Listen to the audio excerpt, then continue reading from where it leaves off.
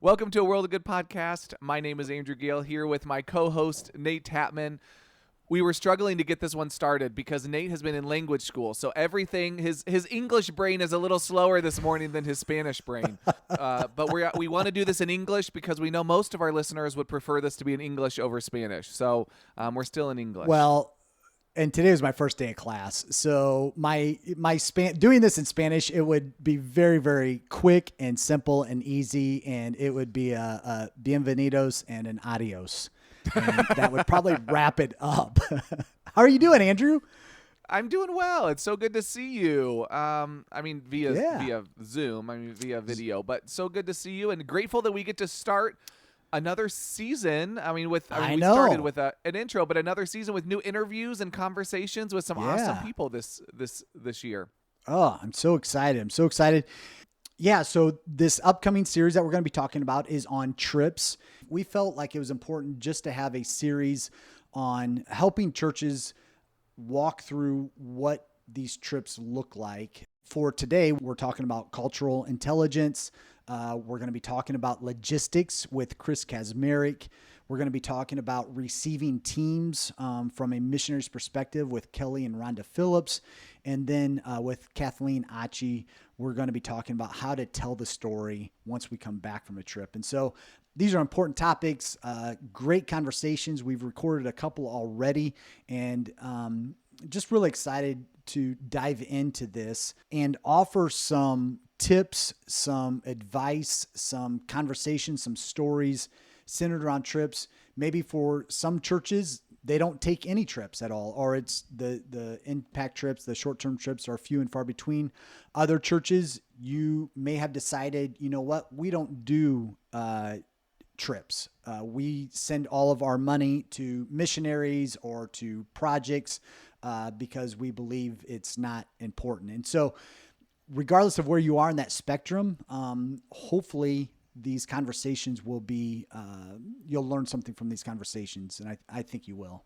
And I think sometimes it's easy for us to assume that trips are simple and, hey, we just got to decide where we're going and get people and go. And I think what we're trying to do is say, if you take more time to think through the purpose and the intention and all these other aspects, it will actually become a more fulfilling experience for those that are going. And what does cultural intelligence look like, and what's the need of it for people that are going to be serving and going into cross-cultural settings, whether that setting is across the street or across the world? It really is having this kind of self-awareness of who you are, your mannerisms, your verbals, nonverbals, that sort of thing, but then also picking those cues up within the culture that you're traveling to or living in. And so I think one of the things that our family, we've had many encounters because one, we're from the Midwest.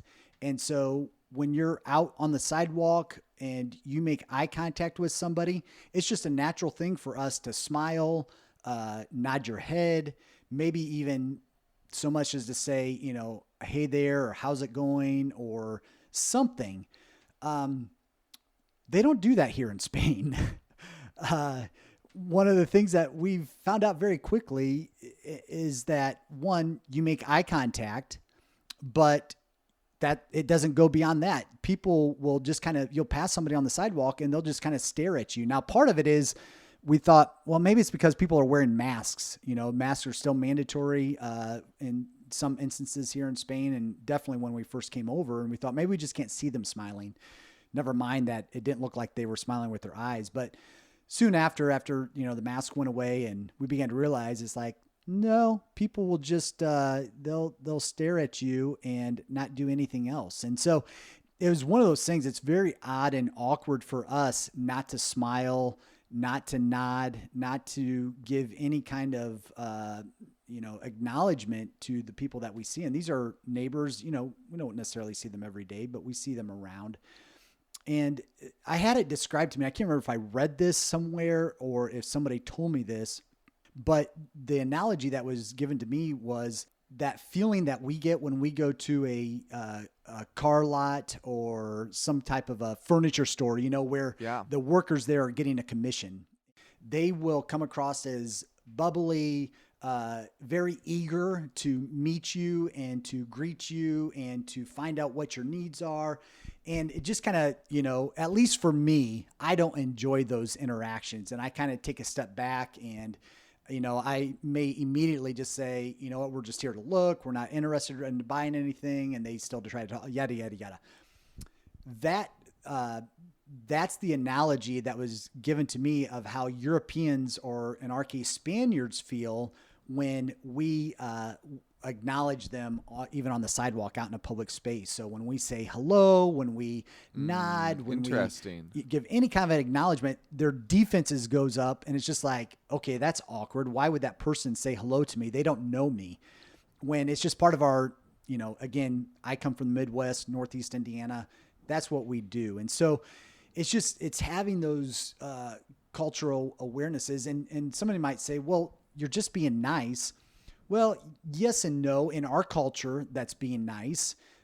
In this culture, that's not what that means. It means, which I think is a great example of the difference between observation and interpretation. That, when we serve in a homogenous culture, what we observe, we can interpret really easily because our interpretation will often match our observation. Because when we see something and we recognize it, our brain interprets what that is. And if it's something we're used to or it's normal to us, it's very easy for us to interpret it. The problem is when we go to another culture and those same actions, those same ways to interact with somebody actually get interpreted differently, because in that culture, the interpretation is different. So one of the challenges is that we often will jump into another culture and observe things and immediately interpret them. But what we actually need to do is take a step back and just observe. Just go, okay, that's interesting. That person keeps looking at me as I walk by. I wonder what that means, rather than, oh, that person's staring at me. Something, they must be doing something wrong, or I must be doing something wrong. It's easy to jump to that interpretation phase. But in a cross-cultural setting, we don't have all of the tools to interpret adequately. And that's where that kind of slowing down and just observing is really, really important.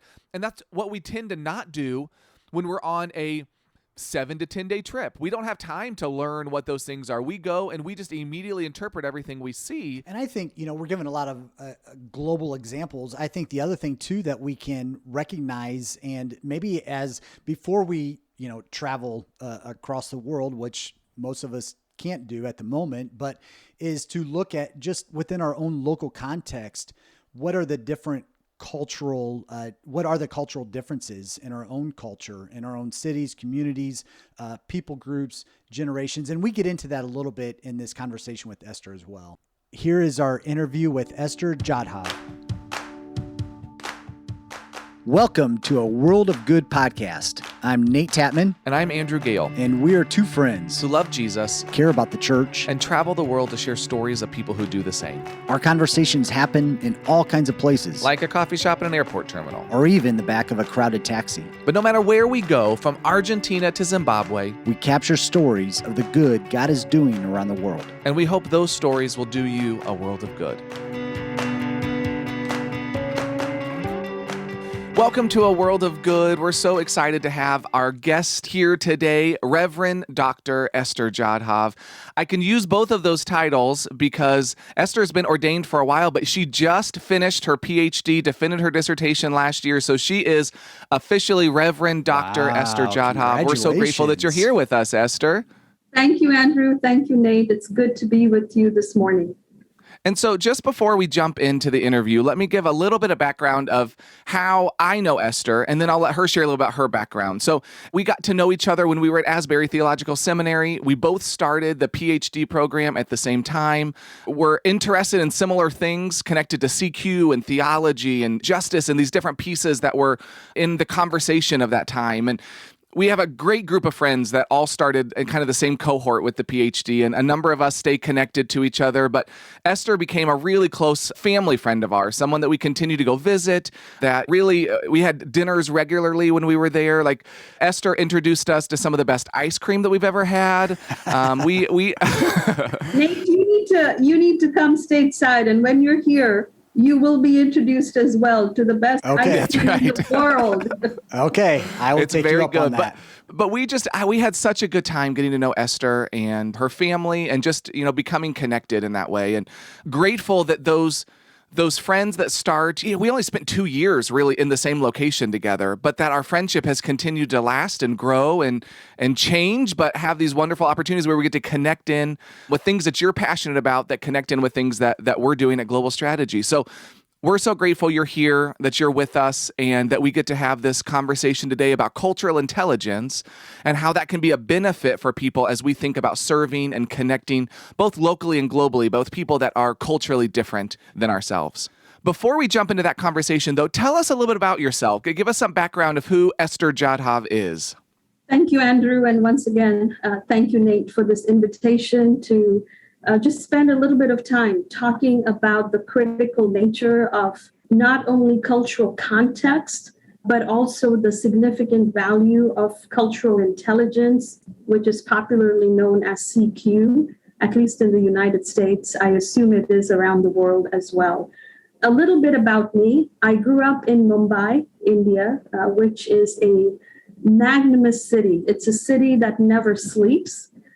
I am often reminded of Mumbai when I go to places like DC and New York and Chicago, just because of the population and the presence of culture and activity and lifestyle with so much diversity in it. So I grew up in this mega city in Mumbai. I grew up in a Christian home. I am a third generation Christian. My parents have been involved in ministry for over 45 plus years. My dad is a Methodist pastor in the Church of India, in the Methodist Church of India. My mom has served as a teacher in what was popular once in a time, a long time ago, the WCS, which was the Women's Christian Society that really was engaged in activating and empowering women for the workplace. So my mom was involved as a teacher. I have a brother who is involved in public health. So Emmanuel and his wife, Tricia, and their son, Benaiah, they live here in Michigan in the United States and work in their fields. And so we are just a family that has been engaged in serving the society and the church. And it is just a heartbeat that I have found. Andrew and you and Autumn, when you were here at Asbury Seminary, I think that was the unknown common thread that allowed me to just so readily connect with you. And I remember that moment in class, if I may share. We were methodology class with Dr. J. Moon, and we were asked to partner up with someone in class to do a project. And I looked around the class and I thought, oh my goodness, like, who am I going to work with? Who would best understand what I am trying to do in my own doctoral research? And strangely enough, I directly walked over to Andrew. I had never spoken to Andrew before. I had seen him on campus and in the required doctoral seminars that you have to attend on Wednesday mornings at 8. Long story short, I could not believe the conversation that Andrew and I had around our desire to work within the Western context, but to empower the Western community, which at this point is such a conglomeration of such diversity. But my heartbeat has always been to equip and empower our Caucasian or the white pastors, students, families, to really engage this very complex concept of culture and to not be afraid of it. And it was so beautiful to find that Andrew was carrying a similar heartbeat in his interest with justice studies in the millennial population. And so that's a little bit about me. I have been working at Asbury University for well over 15 years.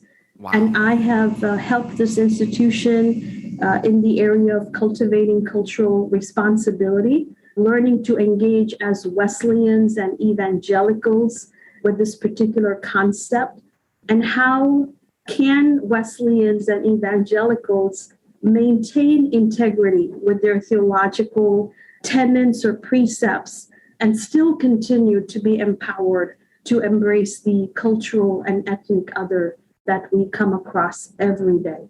So I've done that at Asbury University, located here in Wilmore, Kentucky. And as Andrew mentioned, I have also served and continue to serve as an ordained elder in the United Methodist Church. And it's been an honor to be a part of my denomination here in the United States, bringing to it my journey from India, because I grew up as a Methodist in India, and merging that context with the United Methodist context in the United States. And so that has also been nearing about 20 years of engagement with the church here in the United States. And I've been privileged to serve at national, international, state level, both in higher ed and the church. And it's just an honor to be able to spend this time with you. So, yeah. That's awesome. So, Esther, give us a little bit of background or how you got connected in with cultural intelligence with this idea that we're going to explore today. So what actually moved you into that conversation? Andrew, actually, you were the one that really, made me aware of this concept that existed because you had read David Livermore's book. The one thing that my mom always reminds me about Andrew is that he loves to read. And this man can read a gazillion books at a time. Like, I don't know how he does that, but he has such a wide repertoire of knowledge base. So Andrew was the one that just introduced me to the book, to the author. But prior to that, just to kind of go back into my time in Mumbai, I grew up with a pretty strong affinity for culture and people, loved to just understand who people are and why we do what we do. And I remember thinking at a young age of 6 years old that I wanted to be a missionary, that I wanted to travel the world and I wanted to teach and preach, having no idea how that journey would unfold or how difficult and complicated it would be to cross cultures and to embrace the Imago Dei, that we believe as disciples of Jesus Christ, that each of us is the embodiment of God himself, that we are the image bearers. So that interest kind of got cultivated over time, and my work at the university provided a very good opportunity to really further and enhance my knowledge, but also to continue to look at the practices that help us to best engage with ethnic and cultural others. So that's a little bit of my journey connecting my life in Mumbai to my life here in Wilmore, Kentucky. Esther, in your own words, how would you define cultural intelligence? Nate, in my own words, I would define, or I have come to understand cultural intelligence as the skill set that allows us to engage with those who are different from ourselves. Now, CQ extends this difference into many aspects of what is known as diversity. How I have engaged this concept and how I have really wrestled with it is what does CQ allow me to cultivate in myself that helps me to work with someone who is racially and ethnically different from myself. Now, you don't have to limit it to that. How do you work across differences is the bottom line, or is at the core of what CQ is. And I'm sure that as we continue this conversation, I'll get a little bit into the 4 components that are comprised in this concept called CQ. But at the core, it is about learning to engage with differences that we find in our society. And I want to mention, what encouraged me about CQ is that it came out of David Livermore's experience in mission work. He was on a mission trip with his daughter, and one of the very first ones I believe that they had taken, and came back with all these questions like, what do you do with these different values and culture clusters that you experience when you are in a different context, whether overseas or within your own country, within the United States. And so that kind of is a foundation as well in David Livermore's work. Oftentimes, talking about diversity or a particular assessment or instrument can be quite challenging for Christians, I have discovered, because we are wanting to maintain the Christian ethic and the Christian gospel message of loving all God's people. And sometimes when instruments are not understood well, they can, kind of bleed into areas that they may not be promoting or supporting necessarily. So understanding assessments such as the CQ can really add a significant value, but not just understanding, cultivating the skill to adapt an instrument to your particular need is also an equally important component of this. Yeah, I think that's really important. You talked about using it for kind of ethnic, racial diversity conversations, which is a lot of what we end up using it for as well. But CQ can also help us think about how we engage different generations. There's generational divides, helping us think through, how we understand and get to know people that are from different generations of experience, or even gender divides. That could be, it's helping us understand people that are different than us and giving us some framework to have that conversation.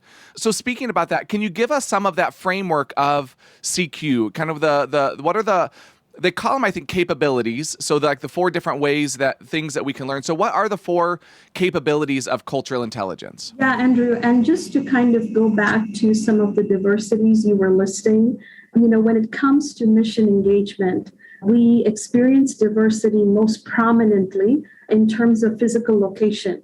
So geographical landscape, you can see diversity in that. Even within my travels in the United States, I see the differences when I enter into North Carolina or Georgia, as opposed to going to Seattle, Washington. Like, you see the differences, and those topography or geographical locations are also part of diversity. And they add meaning and value because life is constructed around that landscape in different ways.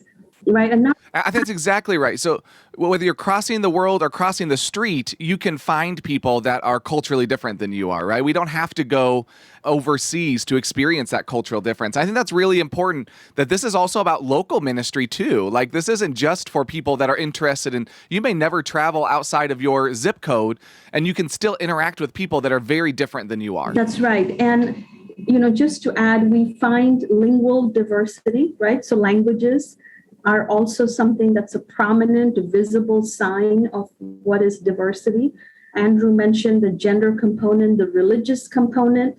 So there are many ways in which missionaries or persons who are engaged in sharing the good news, the gospel, whether it's around the world or within the United States, we engage in these very visible marks of diversity.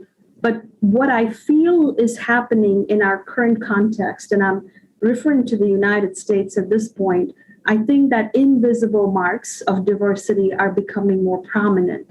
And what I mean by that, in the last 2 years, we have seen an awakening or an awareness of sorts of value differences. So there are those aspects of diversity that may not be as visible. And so to be mindful of the values and beliefs that persons carry within their worldview is a critical part of this. So, Andrew, to go to your question, what are those aspects or capabilities that help an individual to cultivate CQ?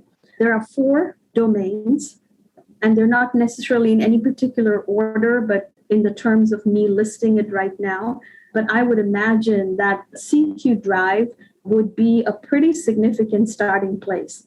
And CQ Drive measures our level of interest, our drive, our motivation, our confidence to adapt to multicultural situations, and the particular features that further define and explain what CQ Drive is based on our intrinsic, our extrinsic motivations to engage with differences. And I have seen this in my work in Christian higher ed. Oftentimes students say, well, the same people keep coming to these cultural events that we do, right? And that provides such a classic example of, well, why aren't the others coming? Like, where is their intrinsic or extrinsic motivation, right? So what's the drive to engage?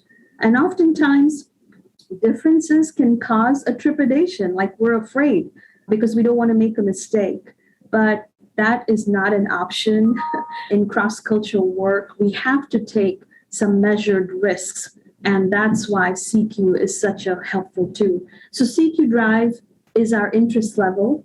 CQ Knowledge, as is very apparent, is our understanding about how cultures are similar and different.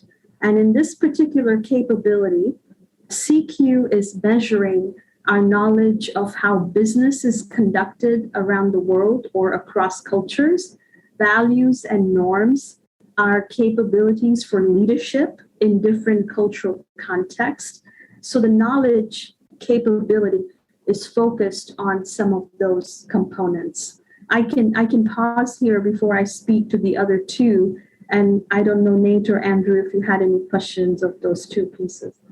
Maybe it would be good to give some examples, and you've kind of done that a little bit, but one of the questions I did have, and whether it relates to those two capabilities or not, is this idea that Americans have kind of a bad reputation when traveling abroad. You know, there's kind of this picture that Americans will paint in other cultures in terms of the loud Americans, or kind of this group of Americans that maybe don't adhere to social rules and laws and cues and different things like that. Would you say that's a fair assessment on Americans in general, as you have, whether it's in your studies, maybe in your students, maybe in personal experiences? Is that a fair assessment? Nate, that's an excellent question. And as I'm listening to you ask that question, I am wondering, how much does what is available to Americans in the United States create such a posture? I think I have experienced all of those varieties on the spectrum, where I have experienced Americans who are so empathetic and understanding, to all the way on the other end where there is just a lack of awareness, either awareness of self or the awareness of other, a lack of empathy. So I've seen it all personally, but also on the national stage in the last 2 years. I think we've just seen certain dimensions of this that have played out. And I'm curious how much the fact that we have so much available, right? So the United States, the way people are shaped, the way communities are formed, we have so much more, whether it's in the sense of material, we have access to so much. And so when you have access to so much, we become individuals that just expect to have access all the time. So when we cross boundaries and we go into these other countries, or even within our United States, where there might be disparity in access, if you're an individual who has experienced abundant access, unless you've been transformed by the coming to Jesus Christ, you don't realize that you are working out of this modality where you just expect to have access. And I am quickly reminded of the example, of the teacher that came to Jesus at night and said, I have done all these things. And Jesus' simple response to him is, okay, then go sell everything and follow me. And the guy's face just fell, apparently from the reading of the text. He had to do something that would de-access him. It would kind of create an opportunity for him to no longer rely on the things that he had. So that's so good, Esther. Wow. Yeah. And I think that's exactly right. We have so much at our fingertips. I also think that exactly what is an interesting place for you to ask that question, Nate, because I think the first two capabilities are things that Americans can sometimes do well, and it's the second two that they struggle with, because the first two are having interest and learning, and we're not bad necessarily at doing those two things, but we have a hard time of then taking those things, that interest and that learning, and actually applying it in the ways that we interact culturally. So I think it's fascinating that you would ask that question in that place, because I think this is often where Americans kind of fall off the edge. We do enough research to have a head knowledge of what we're stepping into, but not the kind of transformation and understanding that helps us to really pause and try to understand what's going on in a cultural setting. So yeah, I think that's very, very helpful, Esther. Wow. Yeah, and Andrew, I think you hit the nail on the head.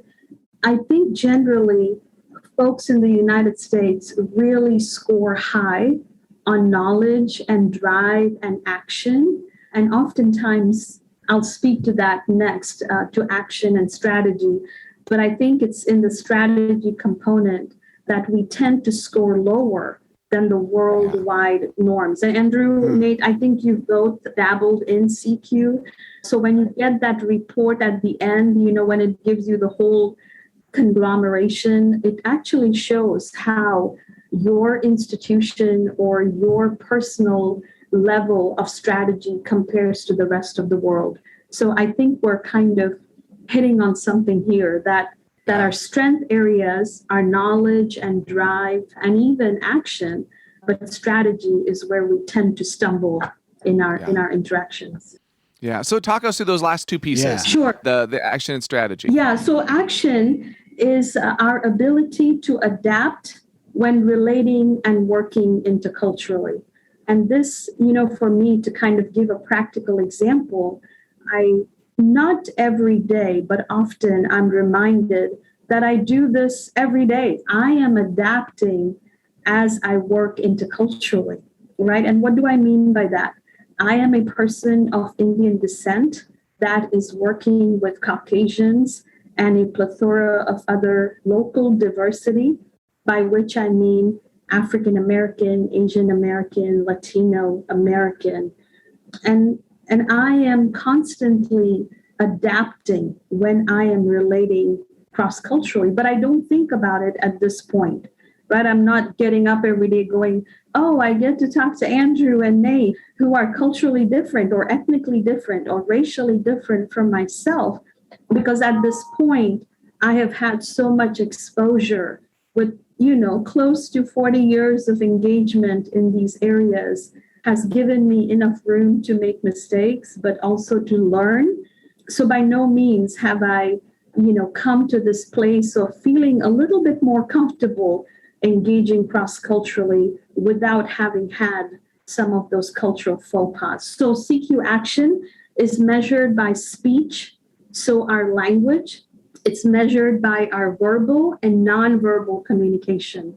And again, there is so much that is packed in those words because words have different meanings in different contexts. And, that was something that Andrew's PhD dissertation really contributed through the concept of justice. Like, how is it understood, not only in that generational diversity, but also in cultural context? How are people defining and understanding and making meaning? And then people are going to think that I paid you to say all of this. You're being so kind to me in this. Like, Andrew only asked Esther to be here because he wanted her to say all of these kind things. You're very kind, Esther. Well, Andrew and Nate, I'm going to expect a check in the mail after all. Since Andrew brought it up, he has not paid me to say any of this. But I think it's so important to make these connections because we don't think about this every day. The most obvious and the most apparent pieces. Finally, the CQ strategy measures one's awareness and our ability to plan for multicultural interactions. So, we can go from reacting to really adapting. And I'll speak to that a little bit later in the interview, but strategy is where we are planning and we are aware of differences and we're checking our own biases or stereotypes or prejudices that may flare up or stand out when we interact with someone who's of a different race and ethnicity. So those are the last two capabilities within that. Can you share an example or maybe a story where somebody had low CQ, maybe in one of these four capabilities or just in general, and how it affected a situation or maybe a relationship even? Nate, that's a good question. One example that comes to mind in terms of the strategy aspect, right? So last year we hosted our third annual Racial Reconciliation Conference. So it's one of the two in the United States that is held on a Christian college campus. Biola, which is out in the West Coast, has the Racial Reconciliation Conference, and they've been doing it for a while. But Asbury University hosted its third Racial Reconciliation Conference, and our speaker was Dr. Soomchandra, who, again, Andrew and I have engaged in some of his writings and have talked with some of the contributions that Sumchandra has made to this important piece. And actually, Sumchandra has a book on this topic, cultural intelligence in the church. And maybe Andrew and Nate, you could provide that for those, who will be. Yeah, we can put that in the show notes. Absolutely. Yeah, Absolutely. That'll be great. So Dr. Rao was speaking in chapel, and at the end of chapel, there was a student who was standing to the side. You know how usually when a speaker is done speaking, you got people waiting to meet and greet. And so the student was standing to the side, and it kind of appeared a bit strange because the person was just standing to the side, not engaging with any other students or anybody else. And so I looked over and I saw the student and I said, can I help you connect with the speaker? Like, can I introduce you to Dr. Ra? And, the student said, no, ma'am, I'm not here to interact with Dr. Ra. Like, I'm just listening in. And that kind of made some of us that were in the circle kind of uncomfortable because it just felt like somebody wasn't engaging. But, the student was trying to embody what Dr. Ra had said. He was wanting to demonstrate listening, like I have become a listener as a member of the majority community, but it wasn't done in a manner that was engaging others, right? So it was just kind of a removed listening rather than an engaged listening where you connect and you create that sense of interconnectedness. So that was one example, Nate, that, came to mind when you asked that. But also in the past, I have, a couple of things that I may have heard over time. There was one particular event that we did called the Human Race Machine. I don't know if either of you have heard, but it comes out of PBS, and it's a powerful experience. You get to see yourself in 6 different ethnicities. So whether you're a Caucasian, whether you're Asian, whether you're Black, whether you're Latino, you get to see what you would look like in your physical features in all of these racial and ethnic, aspects. And one student who was of a Caucasian ethnicity, experimented, sat in this photo booth. It was a photo booth, and got the opportunity to look at himself in all of these ethnic compositions, and just kind of loudly exclaim, like, "Ooh, I'm so glad I'm not a Black person, like, look at my features." And I think that was such a stunning remark for students that were around the photo booth. So the lack of awareness of how those words may sound, right? So the student may not have meant anything by it, like they were probably just surprised, like, oh my goodness, I look so different in this ethnicity. But the way it came across, was not a helpful way of communication. And so I think, those were 2 that I can share. But also, when it comes to leadership, I think it's so complicated, especially across gender lines, male, female, but also just, if you've been in a leadership posture all your life, you tend to be dominant and not realize that, there are different postures of leadership. We make such a big deal of servant leadership in the United States, but sometimes I wonder if servant leadership is really servant leadership, if it really look that way. The word servant communicates a pretty high level of humility. It communicates a high level of empathy, a high level of emptying of self. You're basically nothing, like you are apparently in the lowest posture that a human can be, which is subservient to someone else. So I think oftentimes those kind of stand out, like where we react and we say things that we mean no harm, but the way it settles in somebody else's mind and heart, can be a very painful experience.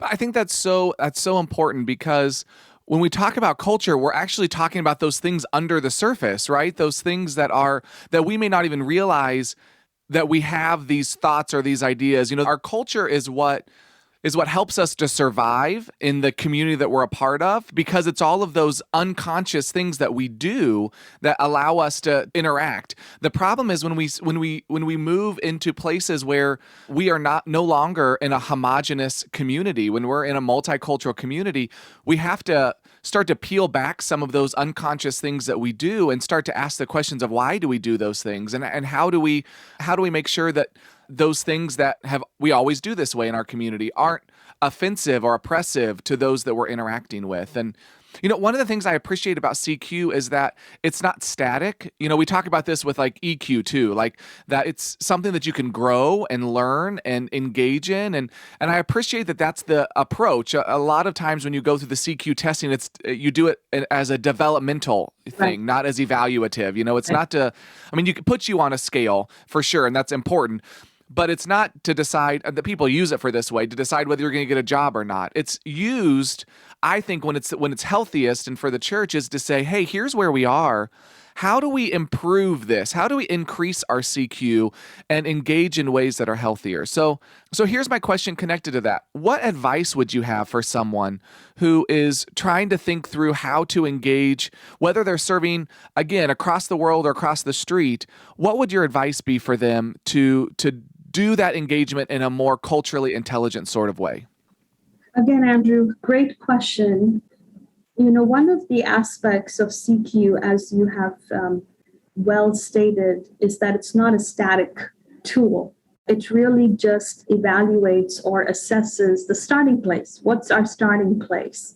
And I think in my doctoral research, I learned that a key component to cultivating this cultural intelligence, the ability to relate across racial and ethnic diversity, is it has to begin somewhere. You have to, cultivate friendships where there is a circle of trust, that if you were to say something wrong, that the person would not be offended. So you have to begin with friendships, and that sounds kind of a painfully slow process, because cultivating friendships is becoming challenging by the day when there are so many legalities. You don't know what to say and what you can't say.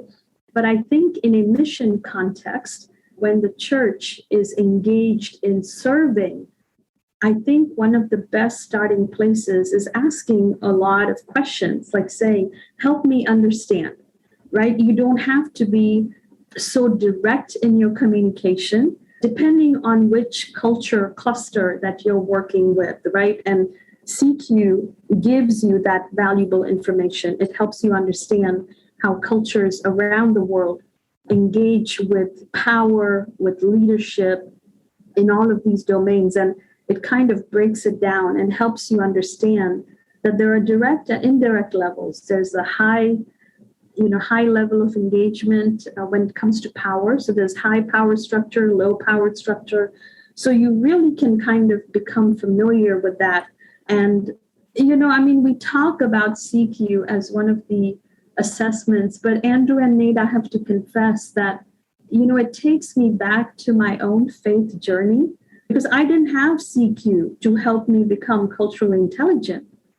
My CQ formation, my ability to engage with those who are different, emerged out of a strong value that people are God's people and that we are called to respect and honor Amen. And treat with dignity any and all people, whether they agree or disagree with me.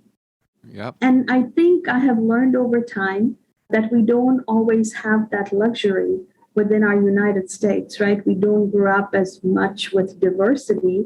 Like I grew up in Mumbai. My best friends were Hindus and Muslims and Buddhists, and I grew up with them.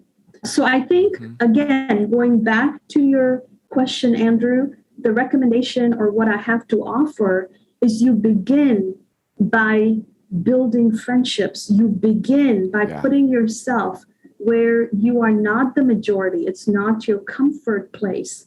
But within that, don't think that being uncomfortable is always all bad.